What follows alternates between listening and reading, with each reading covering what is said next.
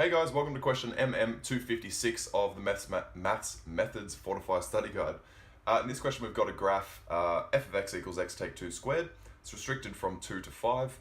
We need to figure out which one of the definite integrals could be used to find the area of the shaded region. Alright, so these ones can kind of be a bit confusing sometimes because they do normally do kind of obscure areas that you will need to find. There's a couple of different ways of doing this. There's the first way where you could actually go through each of the answers and basically just figure out if that would actually give you the right answer. But that can sometimes be hard because of that obscure nature of some of the integrals sometimes. So what I'm actually going to do is just show you how to kind of do the right answer, and then you can kind of work out on your own why the other ones don't work. And if you're not too sure why the other ones don't work, just hit me up in the comments below and I'll answer that.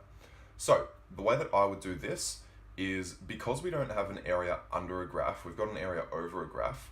What I like to do is actually find the inverse of this graph so that it kind of flips it, and then the area will actually be under the graph and we can go from there. So we know that y, and because this is a multi-choice, we can kind of do whatever working we kind of want to. Sorry guys, my marker's running out. I'm gonna have to get some new ones. So y equals x take 2 squared, and to find the inverse, we swap x and y. And solve for y then.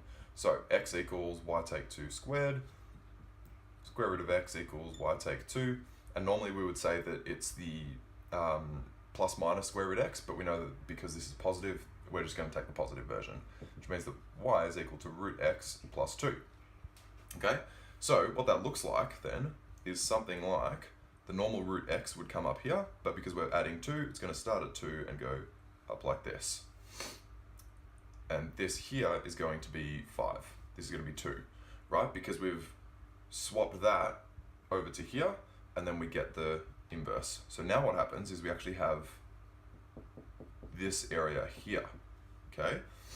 Now, what we also do know is that at this point here, we can say that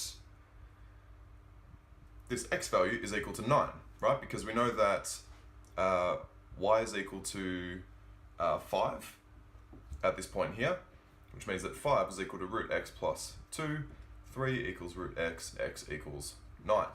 So we know that that is 9, so from 0 to 9, that's the area there.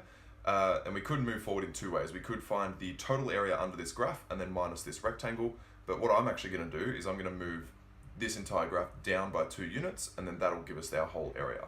So at the moment we've got y equals root x plus 2. So if we move that down, we're actually just going to end up with y equals root x, which gives us something like this, right? From 0 to 9.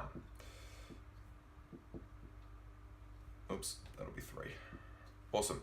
So in that case, our answer is actually going to be B, from 0 to 9 of root x dx, because this new graph is y equals root x. We're getting from 0 to 9 of root x, and that gives us the area of this, which was our area here to begin with. So B is our final answer, guys. If you have any questions about that, I know it's a bit strange, please hit me up. But otherwise, thanks for watching, and I'll see you in the next video.